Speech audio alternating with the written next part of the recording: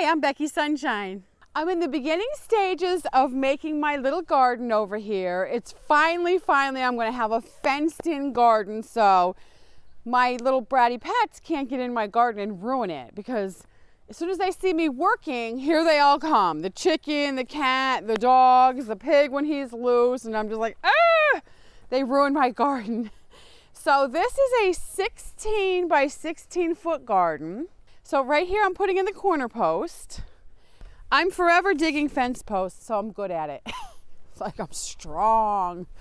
These fence post diggers, some people pick them up and they're like, wow, they're heavy. And they're very heavy, but the reason they're good when they're heavy is because when you're trying to slam them down here in the hole, it's heavy, so it gets a good scoop of dirt. And what I'm going to use are the 50-inch sheep panels, because I'm going to have some runner ducks. I want 2 runner ducks in my garden. I just love little ducks in my garden. And that'll keep everything else out and keep the little ducks in. And I'm going to tell you about my layout a little bit. Obviously, I'm going to have like a center aisle at least, because, you know, you won't have to be able to walk around your garden.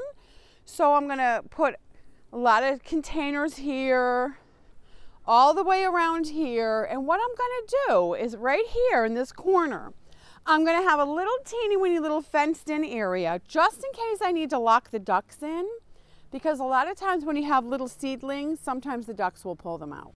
What's nice about having the ducks in the garden is, and this time I'm going to try the runner ducks, is because they're tall with a long neck. They can reach up into the crops and pick the bugs off at a higher level.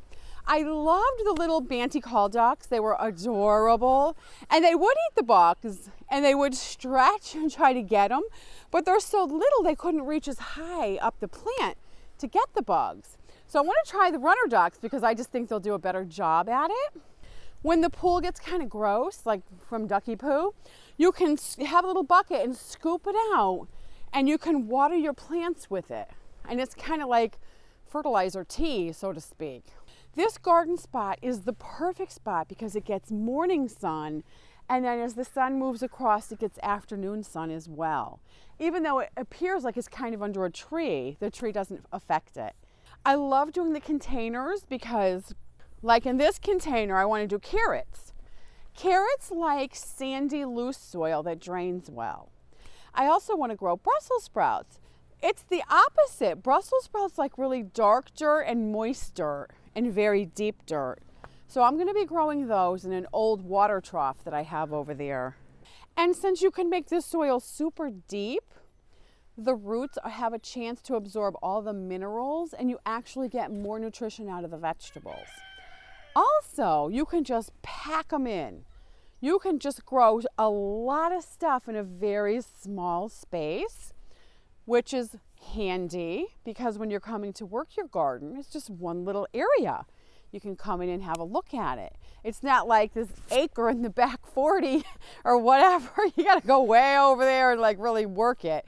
It's actually more productive, and you know, it's fun and nice to have a little container garden. Another reason I just love the garden right here, not only does it get the good sun, but also look, it's right close to my hose. I'm going to put a little hose converter on there and just have a little hose that comes over here to my garden. This is going to be the first time I have a garden that's caged in, so to speak. As you can see, I need a cage around my garden because look who comes in here and this big thing over here as soon as I come in the garden. And I'm surprised the others aren't over here, but give it time and they will be. So you're just like, get out of the garden. All my darling little plants will be safe and sound in their little garden cage. I'm so excited and so happy. The animal panels, I swear, I've discovered those. They're like worth their weight in gold if you have to have a little enclosure of some kind. They're a little more pricey than cheap fencing, but if you plan on homesteading for the rest of your life, it's like cheap fencing doesn't work well. You want to get the panels, pay a little more for them, and then they'll last and last and last. It's just so much better. Oh, this blade is lousy.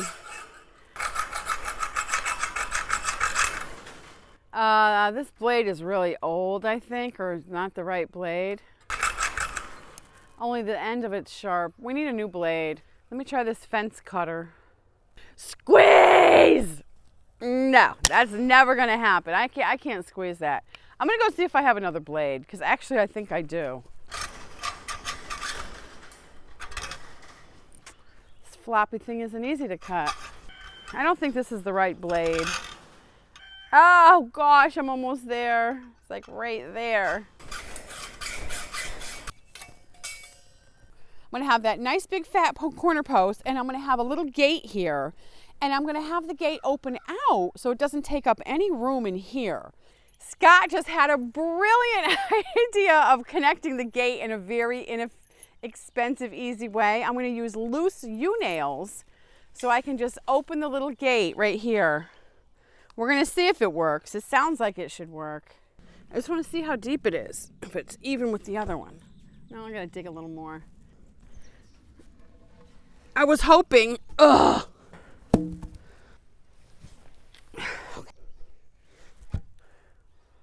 Looks like a little too much. What's fun about a garden is it's like this little work in progress. You know, you're always making little adjustments, shuffling things around, adding dirt, adding compost. It's really fun. Just there's always something to do in here. I grew a garden once, and the best garden I ever had is one that I made compost and put it in the plants, and that garden was the best garden I ever had. I'm gonna be recycling some tin, and if the compost pile is hot, it just works faster. So I think the tin with the sun shining on it will speed it up with the heat, and I'm just gonna recycle that and just bend it so it's like a horseshoe shape. You know, and maybe a piece across the front, a little piece, and then just kind of pile stuff in there. It's not going to be huge, but any little bit of compost you can make helps your garden. And you might as well, because if you have a big piece of property, you can just put stuff in there. I don't know if I can get this up and over. So while it's like this, I'm just going to trim it. So it's just a little triangle right here. I have this big cardboard box here that I'm going to use and recycle. Cardboard is great in your garden. I like to put it in the bottom, and then I layer my dirt and stuff on top of it. Doesn't have to be perfect, because it's just going to disintegrate in your garden. So you basically just want to get it in there. Okay, so there you go. You can see that. A little bit of cardboard in there.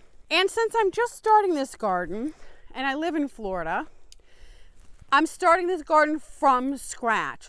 I don't have compost yet, and I live in Florida, so I have sand, which I can't just fill the box up with sand because nothing would grow. So I have no choice but to buy some soil. Over the years, you're going to get better and better and better soil. And this is the perfect little design of a garden, in my opinion, because you have your fence, so nothing can get in there. And it makes it really cute and comfortable when you come in. It's like your little relaxation, healthy spot in your yard. So it just has a lot of benefits, and then you can close the gate, and if you don't get a chance to get back in here for a while, for whatever reason, you're on vacation, you don't feel well, you're busy, nothing can disturb this while you're gone. And you just open your little gate and come in and take over where you left off. There's nothing worse than walking away from your garden, and if your chickens or something get in it and you come back and it's just such a bummer. You're just so bummed out. The nice thing about building the garden with this kind of fencing is you can make such a variety of shapes and sizes. The panels are very sturdy.